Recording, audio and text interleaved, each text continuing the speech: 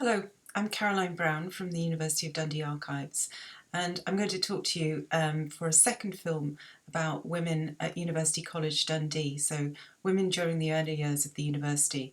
And I'm going to tell you a little bit about what it was like to be a woman then and people's perceptions of women at the end of the 19th and the beginning of the 20th century. So in the first film, I spoke about Mary Ann Baxter, who left money for the founding of University College Dundee. And we looked at the university calendar at some of the information that it told us about students and their achievements.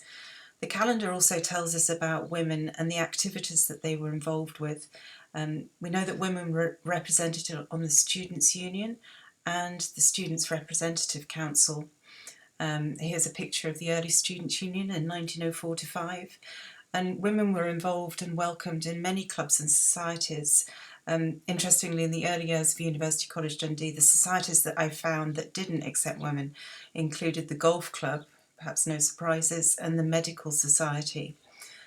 This picture on the right isn't actually from the calendar. It's from another really great resource if you want to find out about the early years of the university.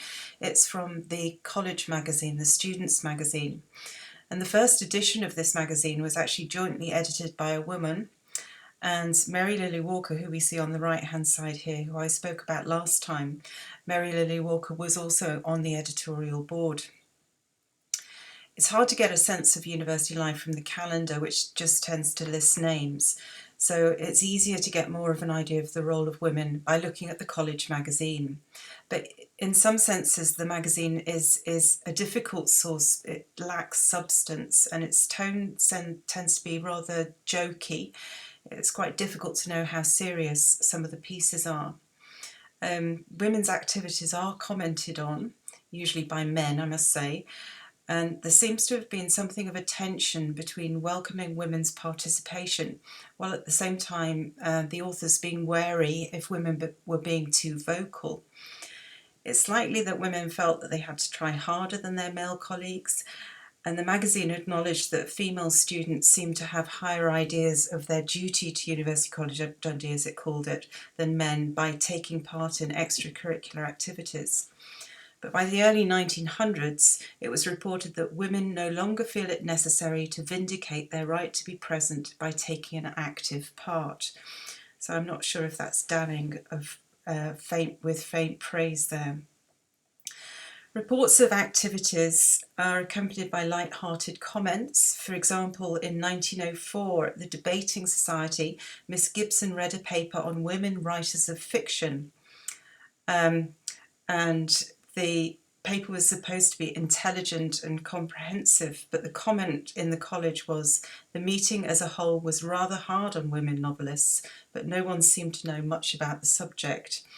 And this tongue-in-cheek tone was applied just as much to men as women. For at the next meeting of the Debating Society, Mr. Dempster talked on socialism, and the comment there was, the thoughts of the members on the subject must have been too sacred for general discussion, for no one spoke. It's this mixture of flippancy and seriousness that makes it difficult to understand what people really felt. And the issue of women's suffragettes, for example, is mentioned surprisingly infrequently and usually rather dismissively. So this appeared in the college magazine, and you can see the description here. It's talking about a militant suffragette appeared the other day in the women's cloakroom. That she was a militant suffragette, we have not the least doubt, as her attitude was threatening in the extreme. Now, reading this through, I think this was probably just some kind of mannequin or someone who was dressed up as a suffragette, and it sounds like it's again tongue-in-cheek, but without being there and without having the voices of these people or interviews with these people, it's hard to tell. On another occasion, in another formal debate, it says, a Miss Just endeavoured to convince the meeting of the desirability of extending the franchise to women, but in spite of her able paper, the opposition was carried by a majority comprising a number of ladies, and this I'm quoting, a number of ladies who apparently felt disinclined to exchange the frying pan for the polling booth. Well, Now, February 1913 saw the issue of the very first ladies' issue of the college, which was edited by and included contributions from women. So, a great step forward, but it was rather ruined by this initial article, which was by a man. And it's a kind of a long, rambling, and I don't find very funny article. He's supposedly being provocative, at least I hope so, and he talks about how little he knows about women and then about what love might be. And a woman, he argues, is a fickle, irresponsible soul, but so believing and innocent and childlike. And this is how he ends his informed piece. The female sex may be divided into two classes, women and suffragettes.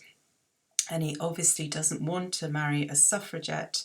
He's much more interested in women, the picture of the beautiful girl, the loving girl, the practical girl, the attractive girl, the girl with ornament, etc., etc., etc. So again, not completely serious, but certainly it will have reflected some of the attitudes of the time. Attitudes to women can also be seen in how University College accommodated women. While the first students were on campus from 1883, it wasn't until 1904 that they were given their first building at Ellenbank as the Students' Union, and this is 1 Perth Road, which is where accountancy was and the School of Business is now. But men and women were separated. Men had the ground floor and women were on the floor above. And even the entrances were separate, and men went through the front door, but women were relegated to a side door in the basement, and you can still see that door today. The opening of this new facility was greatly anticipated, and it was reported in the college magazine, which revealed some interesting snippets actually about everyday life. For example, it was reported that the women were really pleased at their new common room, particularly the electric light. And I quote, "Not every girl carries a matchbox, and occasionally there was difficulty in finding even one who did, so that the simple switching on of a light comes as a great relief." The thing I find about using archives is that it's often very easy to decide on a theory and look at the archives and find evidence for it, just as it's easy for us to look at the past with 21st century eyes. So it's very easy to find evidence that women were treated differently to men and that women were often discriminated against. And certainly in the college magazine, women appear to be mocked, but also men are mocked, and things are much more complicated than that. There's often evidence of women being supported. In December 1905, there was a hockey match, for example, between men and women, and the men won 6-0, but the college reported, "To compare the abilities of the two teams is by no means easy, for the women, clad in the costume demanded by the civilization of the age in which we live, were hampered in a way the men were not, and were therefore unable to move as quickly or as freely as their opponents. All of the women played well and pluckily. None of the men were outstanding, and all were selfish." And this is actually a photograph of women playing hockey in 1905, unfortunately not from University College Dundee. And in 1906 this appeared, "Women's Rights." This is a really interesting article. This is an article that talks about how in the medical school they are perhaps unique in the free and open grounds on which men and women students meet. Again, it's this emphasis on the fact that women shouldn't be fighting, that women should be equal, but women who stand up for themselves are perhaps not to be encouraged. So it says, "Our women medicals during their student days are not embittered by the slightest feeling that they are intruders in a profession more properly becoming to men, and as a necessary correlative, they are not sharpened by the necessity for fighting their way, nor inspired by the thought that they are pioneers in the great cause of women's advancement. But what it is saying is that women should be equal, and women should be treated equally." So it goes on to say, "All the more remarkable is it that when student days are over, our medical women should for the first time be made to feel the disadvantage of sex, and that in the very institution which has treated them as students with such magnanimous fairness. So Mary Ann Baxter, founding University College Dundee, said that men and women should both be able to study equally, and this was what was happening in the medical school. But once they graduated from the medical school, women were not allowed to be employed as residents in Dundee Royal Infirmary, which was the hospital. And this article was written in response to the fact that this woman, Elizabeth MacDonald, was not able to be employed in DRI in the role that she wanted after she graduated. Elizabeth MacDonald was a remarkable woman. She'd been the subject of a profile in the College magazine in January 1906, and she was the first woman to be given this privilege because up to then only men had had profiles. She studied medicine and did clinical work at University College Dundee.